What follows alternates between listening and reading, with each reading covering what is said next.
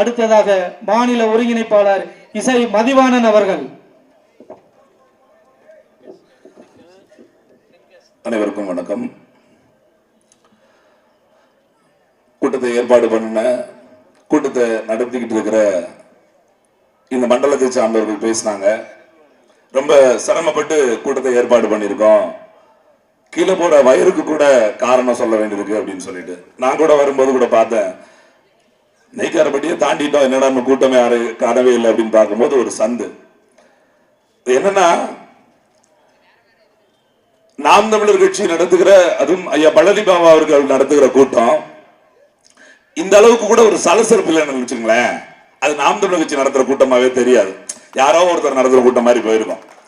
ஏன் சொல்றேன்னா, அவங்க நினைச்சுக்கிறாங்க நாம் தமிழர் கட்சி ஒரு சந்துக்குள்ள விட்டுட்டோம், அப்படி ஓரமா ஒதுக்கிட்டோம், பழனி பாபா அப்படி பேசிட்டு போயிருவாங்க அப்படின்னு நீங்க நினைச்சுங்க. இந்த காவல்துறைக்கும் இந்த அரசாங்கத்துக்கு நாங்க மறுபடியும் நினைவுற்றோம். சோழனா பையிலையும் திருமண மண்டபத்திலும் அடங்கி கிடந்த தமிழ் தேசியத்தை இன்னைக்கு தெருவெங்கும் நாடெங்கும் உலகம் கொண்டு வந்து நிறுத்தியனா அது நாம் தமிழர் கட்சியும் எங்க அண்ணன் செந்தமிழன் சீமான் மட்டும்தான்.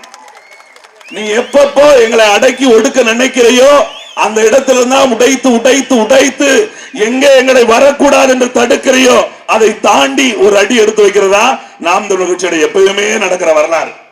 இப்ப 2026 நம்ம எதிர்பார்க்கல, திமுக எதிர்பார்க்குது.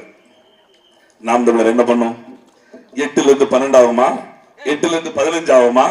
அவனை என்ன பண்ணா ஏதாவது குறைஞ்சிருமா குறைஞ்சிருமா குறைஞ்சிருமா? இப்ப நாங்க பேசிட்டு இருக்கோம், திமுக என்ன அவங்க, திமுக என்னதான் ஆகும்? ஆகும். நாம் தமிழர் டபுள் ஆயிடுச்சுன்னா திமுக என்ன ஆகும்? அப்படியே ஒரு மடங்கு குறைஞ்சுதான் போகும். ஏன் சொல்லுங்க? நாம் தமிழர் கட்சி 8% வருகிற வரை நாம் தமிழரை பற்றி பெரிய அளவில் பிரச்சனை இல்லை. 1%, ஐயோ 4, அது 7, அது 8 அப்படின்ட்டே இருந்தான். இப்ப அங்கீகாரம், மாநில அங்கீகாரம் பெற்றுச்சு. இப்ப நாம் தமிழருக்கு ரேட்டே கூட்டி போயிருச்சு. யாரெல்லாம் வெளியே போகலாம், யாரெல்லாம் உள்ள வரலாம், யார் வரலாம். திமுக இருந்து சேலத்துல ஒரு தகவல் தொழில்நுட்ப பாசர் ஒருத்தர் வெளியில போயிட்டாங்க. அவன் தெளிவா சொல்லிட்டு போயிட்டான், உன் பேரனுக்கெல்லாம் கழுவ முடியாது அப்படின்னு சொல்லிட்டு. நான் சொல்லல, காவல்துறை நல்லா கவனிச்சுக்கணும், உங்களால சொல்லிட்டு போயிருக்கான். அவன் பேரனுக்கு கழுவ முடியாது சொல்லிட்டு போயிட்டான். தொலைக்காட்சியில காட்டவே மாட்டுக்காங்க. இப்ப நாம் தமிழர் யாரோ ஒருத்தர் உறுப்பினரா இருந்திருக்கான், அவன் வேற கட்சியா போய் திருப்பி திமுக வாரா. நாம் தமிழர் ஏன் வெளியே வந்து சொல்லுங்க? அவன் நான் பிஜேபி 2 மாசம் முன்னாடியே போயிட்டேன், இப்ப எப்படா நாம் தமிழர் ஒருத்தர் வெளியே வருவா? ஆனா உண்மையிலே பாருங்களேன், நாம் தமிழர் என்று சொல்லாத ஊடகங்கள் எல்லாம், நாம் தமிழர் என்று பேசாத செய்தித்தாள்கள் எல்லாம் இன்றைக்கு ஒரு நாளைக்கு 4 முறை நாம் தமிழர் என்று பேசாம அவங்களுக்கு பொழப்பே கிடையாது. பொழப்பே கிடையாது. எல்லா தொலைக்காட்சி, எல்லா செய்தி ஊடகங்கள் சீமான் இப்படி பேசிடலாமா? என்னப்பா தேர்தல் நேரத்துல போய் சீமான் இப்படி பேசிட்டாரு, அப்படி பேசணும் சொல்றோம். உங்களால பரவாயில்லப்பா, என்னன்னாலும் அடி அடி அடின்னு அடிக்கிறாரப்பா, எங்க பார்த்தாலும் அவராத்தான் இருக்கிறாப்பா அப்படின்னு யாரு கேட்டவளா இப்ப திருப்பி தொலைபேசியில சொல்றான். இருந்தாலும் உங்களால மாதிரி வர முடியாது. எந்த தொலைக்காட்சி எடுத்தாலும், எந்த செய்தித்தாளை எடுத்தாலும், எவெல்லாம் போட மாட்டேன்னு சொன்னாலும், எப்படி ஸ்டாலின் சொன்னார்ல, நான் பேரெல்லாம் சொல்ல மாட்டேன், ஆனா அங்க இருந்து வந்தா வாங்கி வச்சுக்கிடுவேன். எது? நாம் தமிழர் பேர் சொல்ல மாட்டோம், சீமாங்கிற பேர் சொல்ல மாட்டோம், ஆனா நாம் தமிழர் வரியா ஓடியா ஓடியா ஓடியா ஓடியா பேர் சொல்லாத கட்சியிலிருந்து வாவான்னு கூட்டிக்கிட்டே. அவ்வளவு கேவலமா போச்சு திமுக, அவ்வளவு கேவலமா போயிடுச்சு திமுக.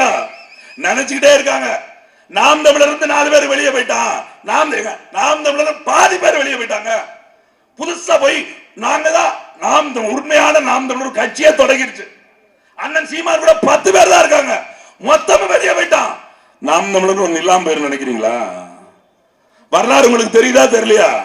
திமுக அதிமுக ஒரு கட்சி போகும்போது எவ்வளவு பேர் போனாங்க தெரியுமா? பாதி திமுகவை களவாண்டு போச்சு அதிமுக. ஆனாலும் அன்னைக்கு திமுக உயிரோடு இருந்துச்சு. அதுக்கப்புறம் அதிமுக ஒண்ணு போது திமுக உயிரோடு இருந்துச்சு, அதிமுக உயிரோடு இருந்துச்சு.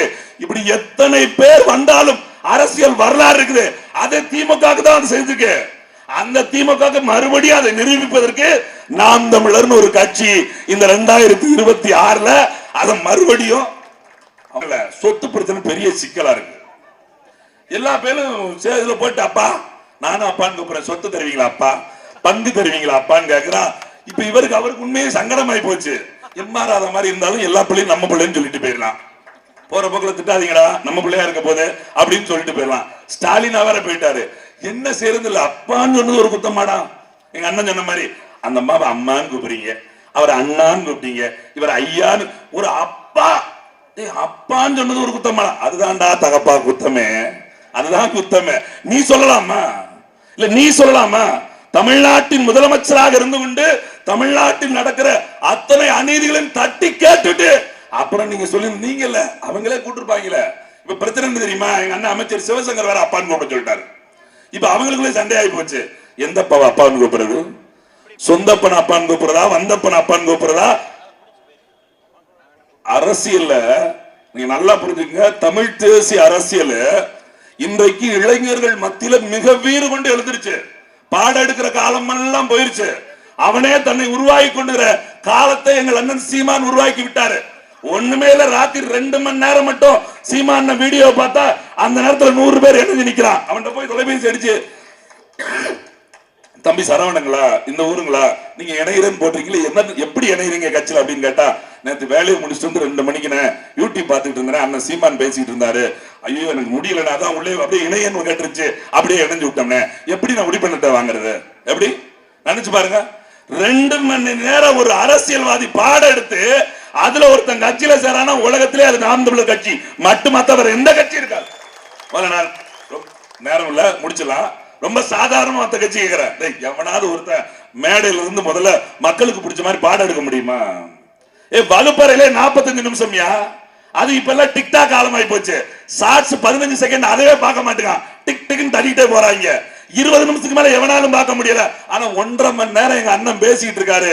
உட்கார்ந்த இடம், நின்ன இடம், வந்த இடம், போன இடம், இருந்த இடத்துல அசராம உட்கார்ந்து கேட்டுக்கிட்டே இருக்கான். அதுல என் தங்கச்சி எல்லாம் எனக்கு ஈரோடு இடையே தெரியல, பாப்பா பேரு கூட தெரியல. அப்படியே நான் கிளம்ப அன்னைக்குதான் கிளம்புறேன்னு நினைச்சுக்கிட்டு இருக்கேன். எங்க அண்ணன் நெஞ்சு விடைக்க நாங்க இப்படி பேசிட்டு இருந்தோம். அந்த பிள்ளை அழுதுகிட்டு இருக்குது. நானே அதை ஸ்டேட்டஸ் வச்சுட்டு போய் பாக்குறேன். அது மறுநாள் இருக்குது. என்னமாமா நீங்க லேட்டா வந்திருக்கீங்க, போன வட்டம் நிறைய நாள் இருந்தீங்க, நீங்க வரவே இல்லை அப்படின்னு கேட்கும்போது எனக்கெல்லாம் உண்மையிலே ரொம்ப, அதாவது மேடை ஏறிட்டேன். எங்க அண்ணனால மதிவானன், இசை மதிவானன் ஒருத்தர் வெளியே தெரிஞ்சுட்டேன். 3 தடவை வேட்பாளர். இனிமே இந்த கட்சியில நாம தெரியறதுக்கெல்லாம் ஒண்ணுமே கிடையாது. அந்த பிள்ளை இன்னும் யாருக்குமே தெரியல. நான் அப்பதான் நினைச்சு பார்த்துட்டு, அது கால் தூசி கூட நம்ம எல்லாம் பெற மாட்டேன்டா. அவ்வளவு வேலை பார்த்து 15 நாளா பொத்த பிள்ளை, சின்ன பிள்ளை, கை குழந்தை வச்சுட்டு, அம்மா வச்சுக்கிட்டு, புருஷனை வச்சுக்கிட்டு 15 நாள் களத்தில் நிற்கும் போது ஒரு 7 நாள் பேச்சாளர் சொல்லிட்டு சாயங்காலம் மட்டும் மேடை ஏற எனக்கு இல்லாத, எனக்கு வரக்கூடிய எந்த தகுதியும் அந்த பெண்ணுக்கு இல்லாத கிடையாது. அதுதான் உண்மை. நான் அந்த பொண்ணை பார்த்தா திருப்பி நினைக்கிறேன், இன்னும் வேலை செய்யணும், இன்னும் வேலை செய்யணும். எல்லாம் அடித்தளத்தில் அவளை போல உழைக்கிற 1000 தங்கங்களை கொண்ட கட்சி நாம் தமிழர் கட்சி. இவன் நினைச்சுக்கிட்டு இருக்கா இந்த மேடை ஏறதுக்கே இவ்வளவு போட்டி இருக்குன்னா, மேடை அமைக்கி கொடுக்கறதுக்கு எவ்வளவு போட்டி இருக்கு தெரியுமா நாம் தமிழர் கட்சியில? பேசுறதுக்கு உங்க முடியலங்க பாருங்க. எழுதி வச்சிருக்காங்க 15 பக்கத்துக்கு. இது யாரு உண்டாக்குனவங்க? அதை உண்டாக்குனவங்க எத்தனை பேர் இருப்பாங்க நினைச்சு பாருங்க. இத்தனை பேரை உருவாக்கி இருந்தா அதை உண்டாக்குனவங்க பல லட்சம் கோடி பேர் இருப்பான். 2026 பாருங்க, படைக்கிற புதிய அரசியல் வரலாறு. அன்னைக்கு தெரியும் பழனி பாபா நாம் தமிழர் ஏன் கொண்டாடுச்சு. இது என்ன சிக்கல்னா, எந்த கட்சிக்காரன் பழனி பாபா பத்தி பேச மாட்டான், இஸ்லாமியர் மொத்தமான பேசுவாங்க. இன்னும் சீமான் தூக்கிட்டு வராரு. அதான் என் நம்பி சொல்லிட்டு போனா, சீமான் உயிரோடு இருந்திருந்தா முதல் சாரி அண்ணன் பண்ணிக்கணும், அண்ணன் பழனி பாபா உயிரோடு இருந்தா இன்னைக்கு அண்ணன் சீமான் கூட தான் இருக்கணும். சீமான் முன்னாடியே வந்திருந்தா பழனி பாபா கூட இருந்தனும். கடைசியா ஒன்று, பழனி பாபா நினைவேந்திர இந்த கூட்டத்தை தள்ளி வைக்கிறதுக்கு காரணமே பழனி பாபா என்னவெல்லாம் பேசியிருக்கலாம். கடைசியாக அவர் பேசியது திராவிட முன்னேற்ற கழகத்தை இந்த மண்ணில் இருந்து அகற்றுவதுதான் தமிழ்நாட்டிற்கு ஒரே தீர்வு. அங்கதான் அடிக்குது. ஐயோ, அதே பேசுற கருத்தாக்க, அதே பேசுற கருத்தை கொண்டு வந்து திருப்பி மக்கள்கிட்ட கொண்டு வரானே அப்படிங்கிற அந்த வயிற்றெரிச்சல் தான் இங்க வந்து நிக்கிறது. 26ல அதை மறுபடியும் நிரூபிப்போம். நன்றி, வணக்கம். நாம் தமிழர். அடுத்ததாக மகளிர் பாசறை மாநில ஒருங்கிணைப்பாளர் முனைவர் சத்யா அவர்கள். தாய் தமிழ் உறவுகளுக்கு புரட்சிகர வணக்கம். ஐயா பழனி பாபா அவர்களை பற்றி பேசுவதற்காக பல சான்றோர்கள் ஏற்கனவே பேசிவிட்டார்கள். 2 நிமிடம் தான் எனக்கு கொடுக்கப்பட்ட நேரம். நாம் தமிழர் கட்சிக்கு எதுக்காக இத்தனை தடைகள் அப்படின்னா, அத்தனை